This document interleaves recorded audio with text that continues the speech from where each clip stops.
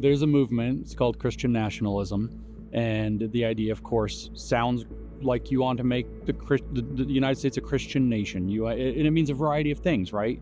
What does that mean? It could mean, let's increase the amount of Christian belief in the nation. Let's get more people in civic office that are Christians.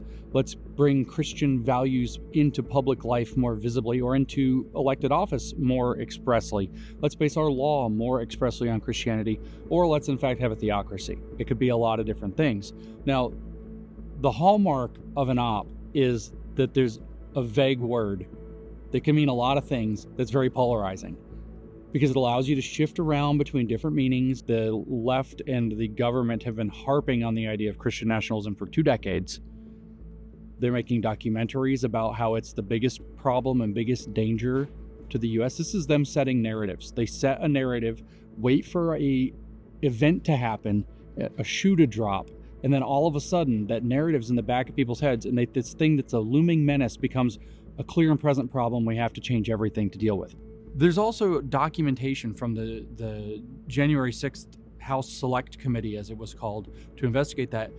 Multiple, 56-page document, for example, outlining how the true cause of January 6th as an insurrection and an imminent threat to the United States was actually Christian nationalism. And it calls explicitly for 2 solutions to this problem to prevent the calamity of another January 6th on a greater scale. One is to limit the ability for public officials to express Christianity in public life.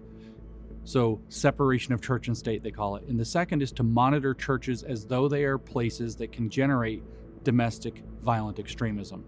In other words, to put them on government watch lists. And that will be the end of independent Christianity. This is all according to the dialectic, and this is a very simplified version of the dialectic. But remember that that's problem, reaction, solution.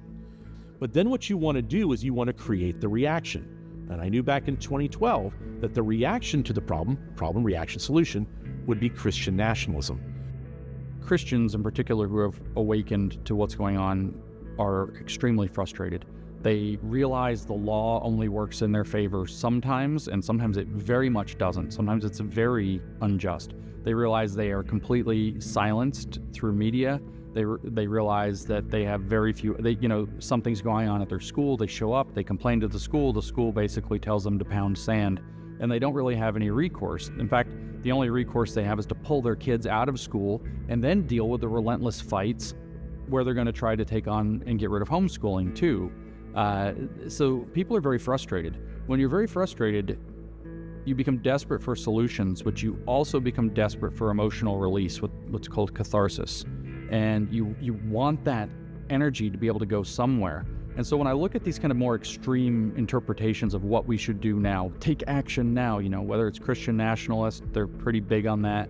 What they're not looking for is solutions. What they are looking for is that emotional release, and to take the pent-up emotions of lots of people with them down a path of desperation and foolishness that will be used against us. The communists are brilliant at setting up their opponents to make a mistake that they'll then take advantage of. Saul Alinsky wrote about it in Rules for Radicals explicitly. Your opponent's reaction is your real action. Get them to do something dumb whenever possible, and then frame it so that they look like extremists or whatever else, so that you can justify bringing state power or public opinion against them. That's literally their game.